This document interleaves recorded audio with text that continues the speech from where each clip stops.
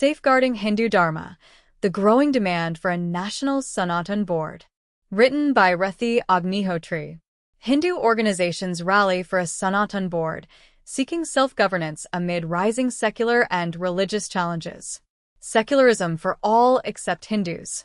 Following the recent Tirupati Prasadam adulteration row over the alleged presence of traces of pig fat, beef fat, and fish oil in the Prasadam lattice, the Deputy Chief Minister of Andhra Pradesh Pawan Kalyan called for the establishment of a national Sanatana Dharma Rakshana Board. Addressing Virhi Sabha in the temple town of Tirupati in September 2024, he called for establishing a Sanatan Dharma Protection Board at both the national and state level to safeguard the principles of Sanatan Dharma and ensure its preservation. Pawan Kalyan further emphasized that it is high time that secularism be upheld in a manner that guarantees a uniform response to threats against any religion. He also suggested that a Sanatan Dharma certification system be adopted and implemented to ensure the purity of ingredients used while preparing prasadam at temples. Hindu organizations have consistently raised the demand for an overarching organizational framework to protect the rights and interests of Hindus and preserve Hindu dharma and culture over the past couple of years. Prominent Hindu organizations like the VHP and RSS have repeatedly demanded that the control of Hindu temples be handed back to the community and that secular governments have no business in running religious institutions.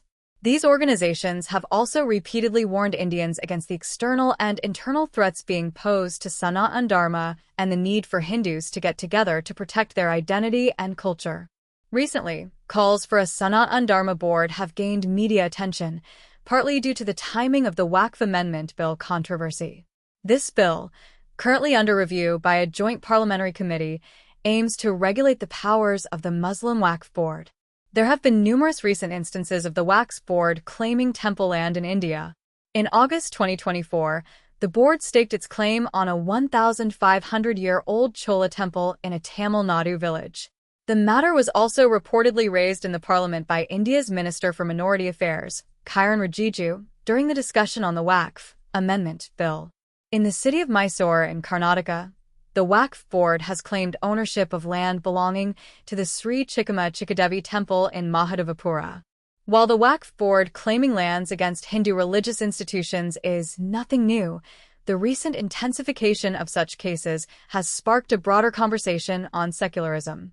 The media spotlight on these claims has led to growing resentment among Hindus, who see these actions as symptomatic of a secularism that is blatantly biased against their interests. A recent Op India report highlights how the fears of the Waqf Board occupying Hindu temples and houses led to clashes between two sides in a local village.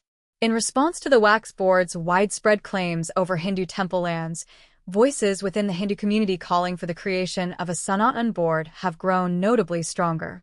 Prominent Hindu storyteller Sri Devkinandan Thakur has become a leading voice calling for a Sanatan Board to protect Hindu temple lands. He warns Hindus plainly that without a constitutionally protected body like the Waqf Board to safeguard Hindu temples, soon there might be very little land left beyond Waqf's control in India. The demand for a Sanatan Board is an independent call, not merely a reaction to the Muslim Waqf Board. However, it highlights the stark contrast between the organizational power of minority religious groups in India, who manage their lands and often claim lands of majority religious institutions, and the organizational limitations faced by the Hindu community, despite being the majority. This contrast underscores the need for a board to effectively protect Hindu temples and lands.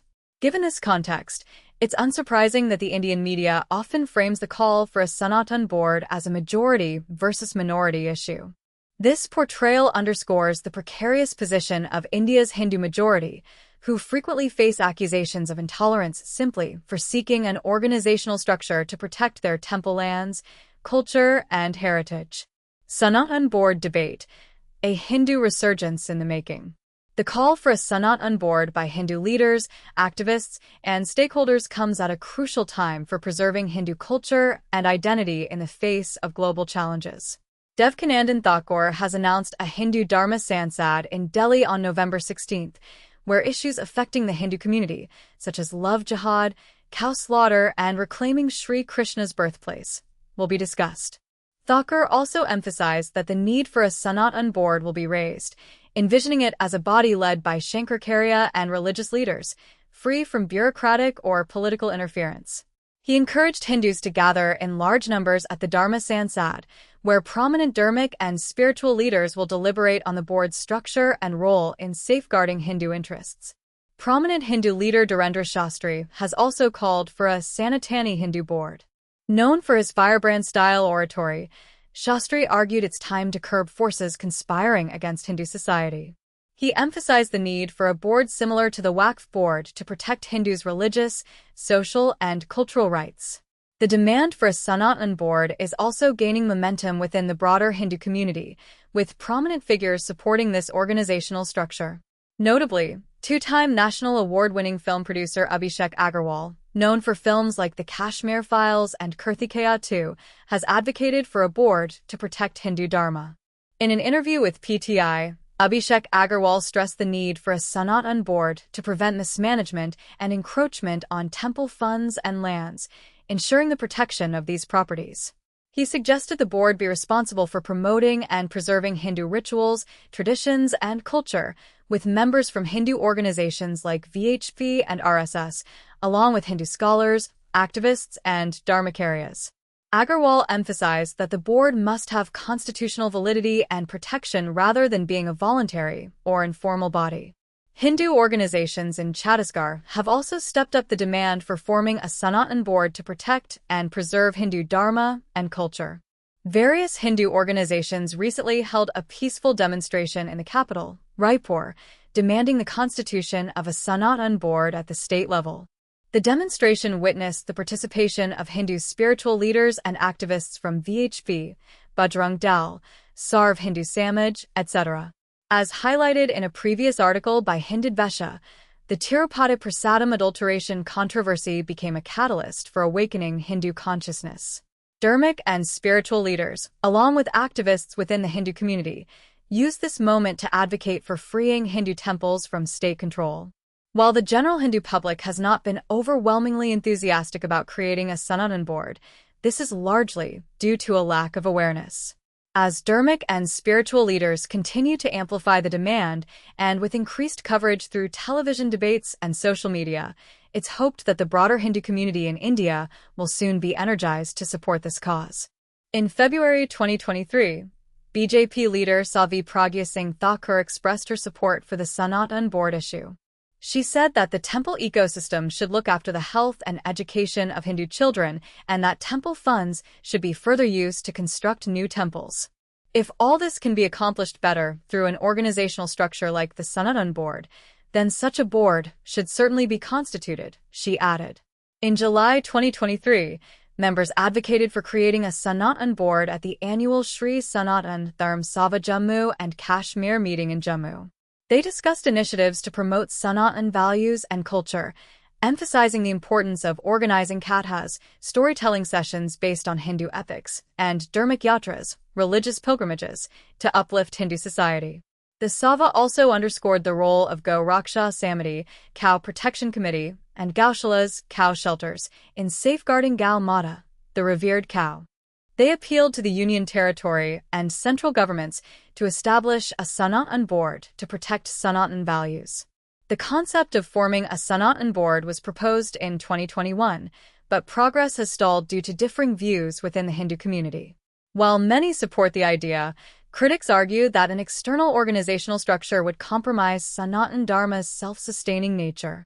They believe Hinduism's inherent plurality would be undermined, as various sects may struggle to unite under a single vision promoted by the board.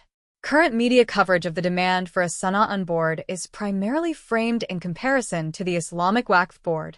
While these comparisons bring greater visibility to the issue, viewing the Sanatan Board solely as a counterpart to the Waqf Board oversimplifies its significance. With ongoing attention to the Waqf Bill amendment, drawing parallels certainly helps gain media traction, and Hindu spiritual leaders may be highlighting this angle to boost awareness. However, Hindu issues shouldn't always be reduced to a majority versus minority framework, though India's brand of secularism often pressures Hindus into such positioning by limiting their religious rights. Regardless of the Waqf Board analogy, Establishing a Sanatan Board remains crucial to protecting Hindu rights, culture, and identity. This is not merely a symbolic matter. With the ongoing persecution of Hindus in countries like Pakistan and Bangladesh, and the increasing targeting of Hindu minorities in Western nations like Canada, protecting Sanatan Dharma is now essential. A Sanatan Board would help consolidate Hindu efforts to preserve their heritage and ensure fair treatment and representation in India and abroad. How a Sanatan Board could protect Hindu interests. What powers and responsibilities should it have if a Sanatan Board were established at the national level through an act of parliament? What should its core agenda be? These questions naturally arise as we consider the formation of a Sanatan Board. The call for an organizational structure to protect and preserve Hindu Dharma is gradually gaining momentum, evolving into a nationwide movement. Demands for such a board are surfacing nationally and within various states. Although there isn't yet a unified structure guiding these efforts, this should not detract from the issue's importance. While there is no fully defined agenda for the board's powers and scope, there is broad agreement that its primary goal should be safeguarding Hindu rights and culture and advocating for their concerns. The most widely discussed model for the Sanatan Board, advocated by Hindu spiritual leader Devkinandan Thakur, envisions a body to manage and protect temple lands.